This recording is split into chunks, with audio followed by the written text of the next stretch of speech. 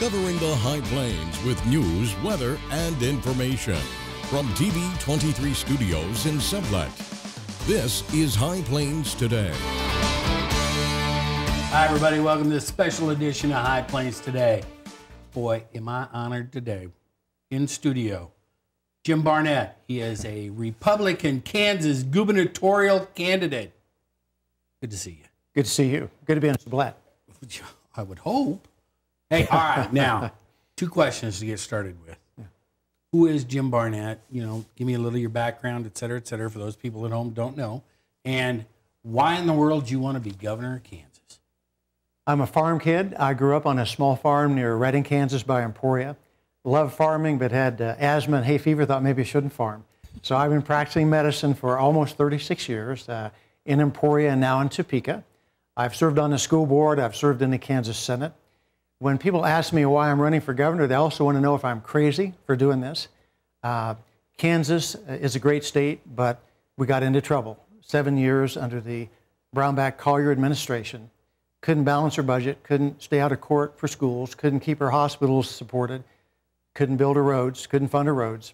So I'm running because I love this state. I know it can be so much better, but we need a good governor, and that's why I'm here today. All right. So, you know, one of the things that you talk about and Redding, how big is Redding, by the way? Well, it sounds very small. Around 250 people, okay, but it is small. A tornado almost completely took it out. It's a little bit smaller than that. Oh, okay. I had 17 kids in my high school class, okay? Well, that's okay. Yeah. That's okay. All right. So now, because you talk about, you know, the previous administrations and the failed experiment that we have there, you know, and one thing that you talk about is going all in to correct the problems of the past and to make Kansas great again. Yeah. Now, how do you go all in to correct those problems? Yeah. First of all, we have to get our budget right in Topeka, because what happened is Topeka couldn't balance its budget, and it shifted that back on local communities, local government, counties as well. And what it did, it raised property taxes. And this is especially dangerous and bad for agriculture, because you know what's happened to commodity prices. So it's really hard to stay afloat when the price of crops is where it is, and you know, $3 for a bushel when the input's $4. So we've got to get it right in Topeka and balance our budget. There's some key elements, I think, to Kansas to make us grow again and to do well. We've got to educate our kids. We've got to educate our workforce. We've got to build our roads. We've got to have good schools. We've got to have hospitals available in communities. And then we need a governor that's going to focus on economic growth, and that's what I want to do as governor. Okay, so while you're right there, let's talk about it, economic growth. How do you see that going? Because you say that you want to have a regional perspective. Yes. Tell me about the regional perspective. Where does that come from, and how would you implement it? Yeah, thank you. So Kansas is very different regionally. So Southwest Kansas is very different than Southeast Kansas, which is very different than Central Kansas, which is very different than Johnson County. The last time we had a governor that approached economic growth on a regional basis was when Bill Graves was governor. It's been that long. What happened with Brownback and Collier, they put all their eggs in one basket, zeroing out taxes for a certain few, and let everything else go to the wayside, and thought that would work. It didn't work. So the next governor of Kansas has to recreate the basics. Again, it's workforce development, infrastructure, education, healthcare, quality of life issues. That's what businessmen and women told me that they needed.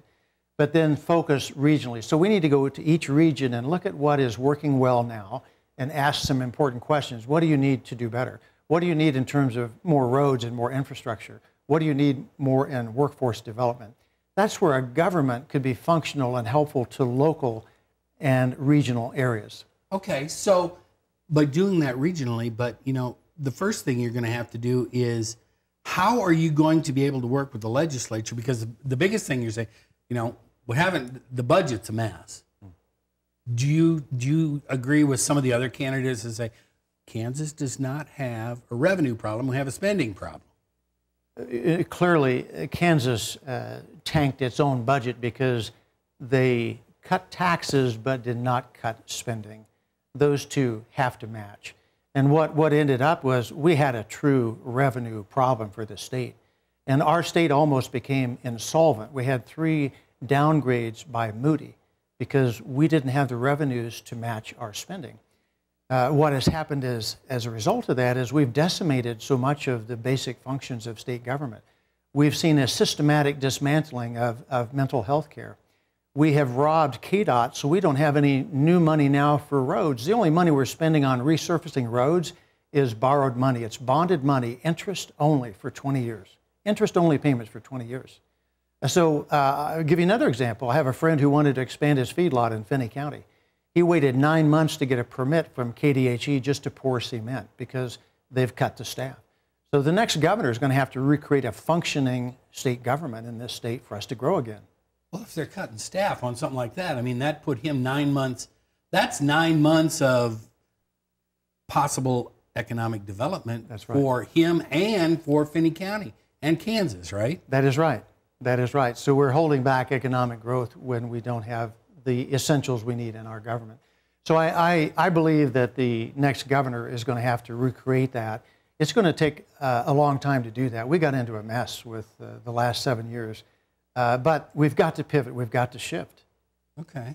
All right. Stay right there. We're going to take a quick break. All right. When we come back, I want to get into some of this other stuff. You know, you talk about infrastructure and education, all that. We're going to get there, okay? Okay. All right. Stick around. Jim and I will be back right after this. You're watching High Plains Today on TV 23 with host Chris Jewell.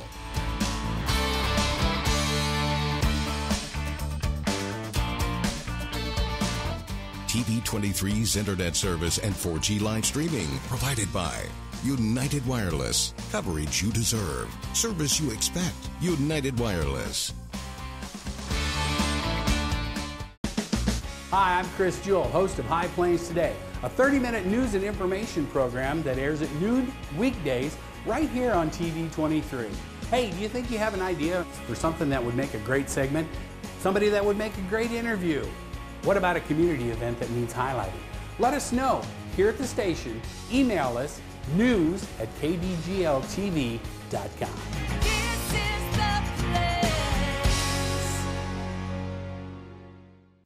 Welcome back to the special edition of High Plains Today. I'm joined in studio today by Jim Barnett, Republican gubernatorial candidate, Kansas, America. All right, we've been talking about a lot of stuff. And we've been talking about the economy, we've been talking about the state budget.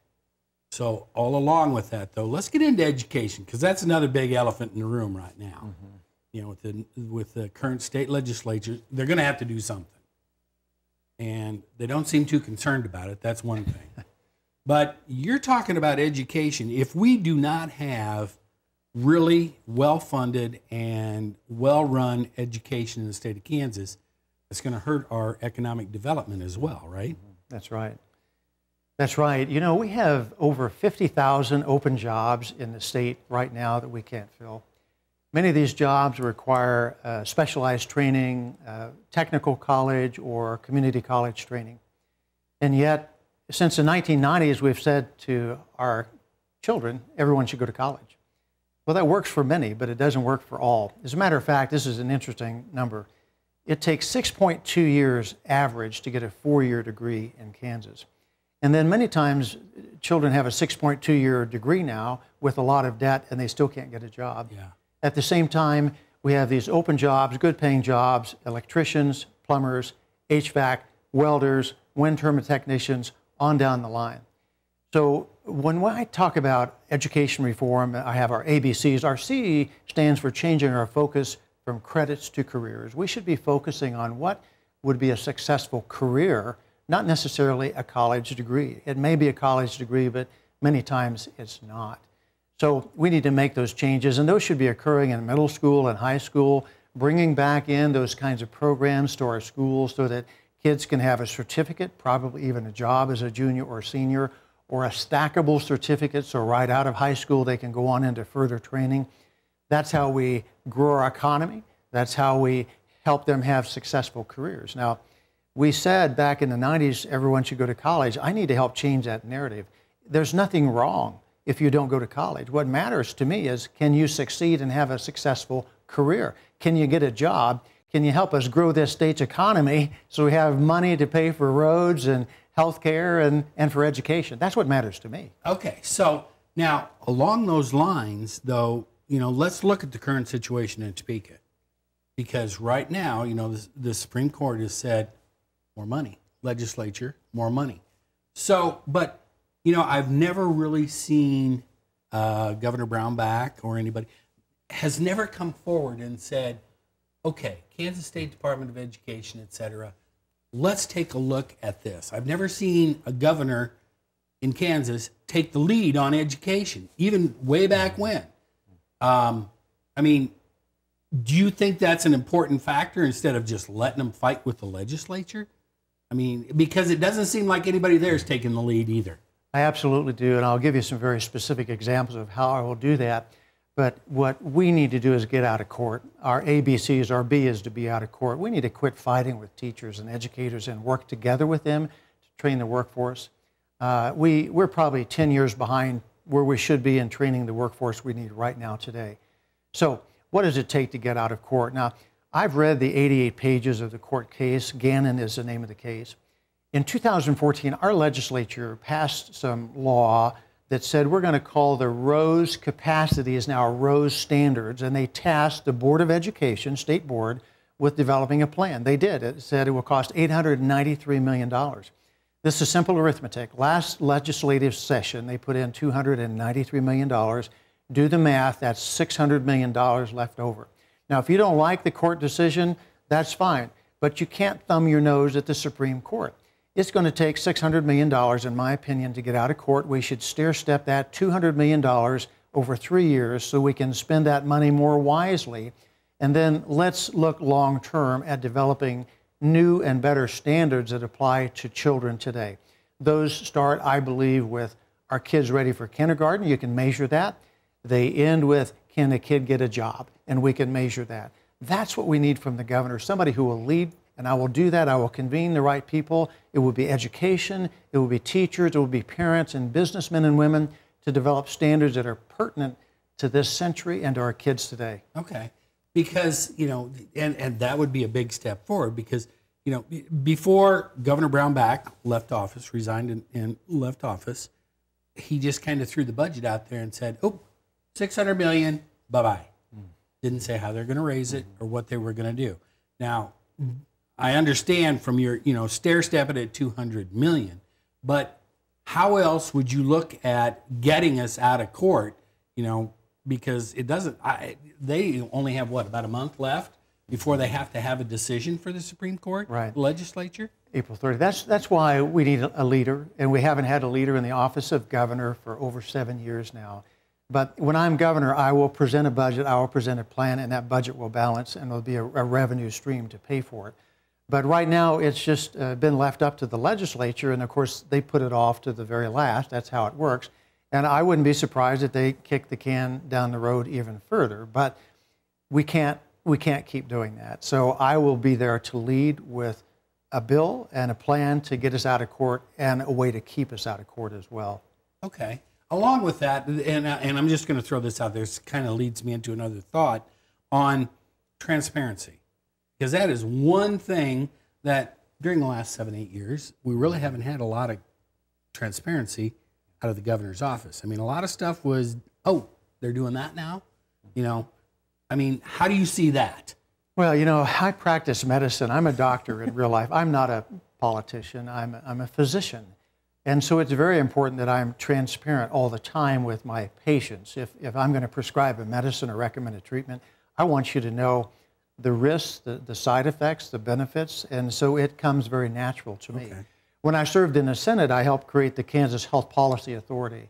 That was what we used to have in Kansas to take care of Medicaid or CanCare, which is now a broken system. It was the most transparent organization in state government. That's what I'm about. All right. So now that you bring that up, I want to talk about that. We're going to take a quick break. You're good. You led me right into that because that's my next question. I want to talk about healthcare, okay? Okay. All right. Stick around. The Good Doctor and I'll be back right after this. Hi, Chris Jewell, host of High Plains Today, a 30-minute news and information program that airs weekdays at noon right here on TV 23.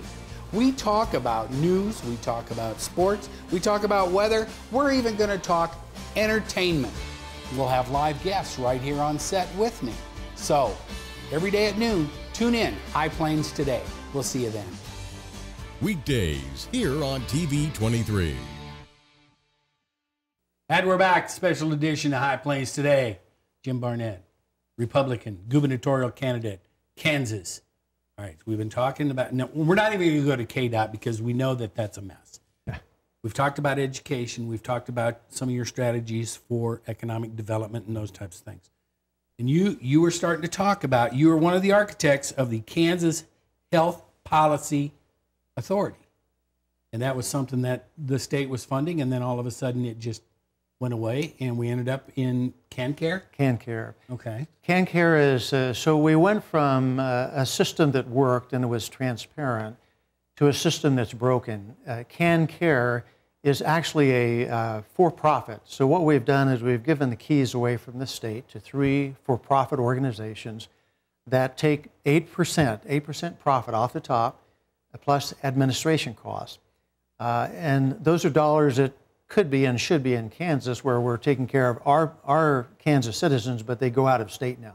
Okay, so 3 major insurance companies, but none of them located in Kansas. No. So United Healthcare, the CEO of United Healthcare, his salary in 2016 was over $33 million. Those are dollars that we should be having in the state of Kansas.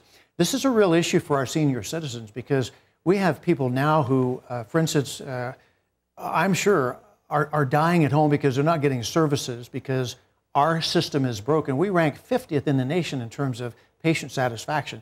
People spend hours on hold with a telephone system in Topeka run by these for-profits. And if anyone in this state, or if your listeners that care about senior citizens or their loved ones and what's going to happen to them if they get into a time of need or need to go into a long-term facility, look out. A lot of our long-term care facilities won't even accept them now because they are afraid they won't get paid. It's that bad. All right. So previous administrations just did away with the Kansas Health Policy Authority, just quit funding it, right? Yes. And that's when we got KanCare. That's right. So Medicaid expansion, why is Topeka so afraid of the Medicaid expansion? Because it did bring like an extra $90 million to the state. There is no logical reason to say no to that. There's no humanitarian reason to say no to that. There's no economic reason. I think it's all politics is what that's all about. But here's what I care about.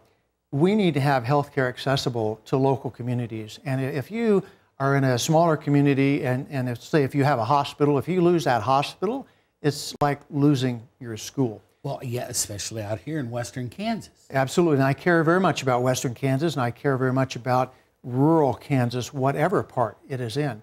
So I want to support our hospitals and keep them open, and that's one of the reasons I support Medicaid expansion. Hospitals have become the bank for the uninsured, and a bank can't stay open if it's not solvent, so we've got to help support that. It's not only for economic reasons, though, but if you don't have access to health care, you don't go to the doctor. You wait until it's too late. Right. You may lose a limb. You may lose a life. I think Kansans care about educating our children, taking care of our senior citizen need, building our roads, and passing on something better to next generations. But we have not been going down that path. We have lost that during the last 7 years. So with the Medicaid expansion, would that help curtail some of the costs that we're seeing, especially in rural areas? It would help keep hospitals open because they would have reimbursement. And honestly, there are many people who work 2 or 3 jobs now and still cannot afford health care. It's not their fault. Healthcare costs have gone up and up and up in America, but they can't afford it. Or if you have a high deductible plan, maybe a $6,000, $7,000 deductible, you're still essentially uninsured with the way it's going. So I want health care accessible in rural Kansas. I want to support our hospitals to keep them open. So, from an insurance standpoint of making sure everybody is insured, would you open it up a marketplace, to a broader spectrum to let more in-state or out-of-state insurance providers come in? Or not? Competition is good, but that's a great question. Here's what's wrong with healthcare in America. We will pay thousands and thousands of dollars to put you in the hospital. but we will not pay anything to keep you healthy and well and out of the hospital. That's the change that has to be made, and that's the innovation I want to work with when I'm governor. Let's pay to keep you healthy and well and not pay on the end where it's too expensive and too late. That's the kind of innovation that I would like to bring to Kansas.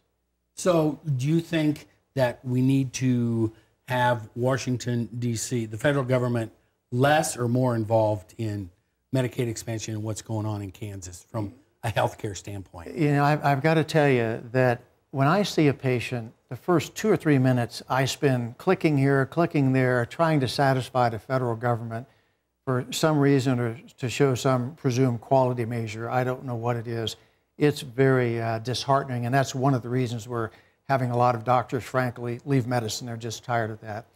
So what I would want to do is to bring to the state of Kansas the opportunity to show value in healthcare. And let's say if we got a block grant from Medicaid, I'm not saying that's going to happen, that's good or bad. Let's say that happens. That is the first thing that I will look at in terms of innovation. And I would suggest we form our own not-for-profit in-state program, an accountable care organization where we try to do that. I would experiment most with the Medicaid population where those who are, say, disabled, long-term disabilities, multiple handicaps, we're doing a lousy job of taking care of them, paying a lot of money with poor outcomes. That's the first place we ought to try that. You get your work cut out for you, if nothing else. Yes. Jim, all right, I only got about 30 seconds left. I want you to look in this camera right over here. Tell everybody why you're their guy. You know, I traveled the state for a year, and I asked people, what do they want in their next governor? A lot of words I heard over and over again. The word one, the word unite, the words work together. I said to my wife, Rosie, let's make the theme of our campaign One Kansas. Only when we unite and work together can we solve our problems. Only when we unite can we bridge the partisan divide that makes us dysfunctional. And only when we can unite can we bridge that rural-urban divide that makes it difficult for this state. But when you look at it, I want all of the state to do well. I want all of Kansas to do well, from the southwest to the northeast. One Kansas, that's what we're about. If you want to go to www.barnettforkansas.com, please do so. We welcome you checking us out. Thank you. Jim, thanks for coming by. It's a pleasure. It's good to see you in Sublet America. Yeah, thank you. You bet. And thanks for tuning in to this special edition of High Plains Today. See you back here next time. Keep up to date with the latest information from TV23 on our Facebook page, KDGL TV.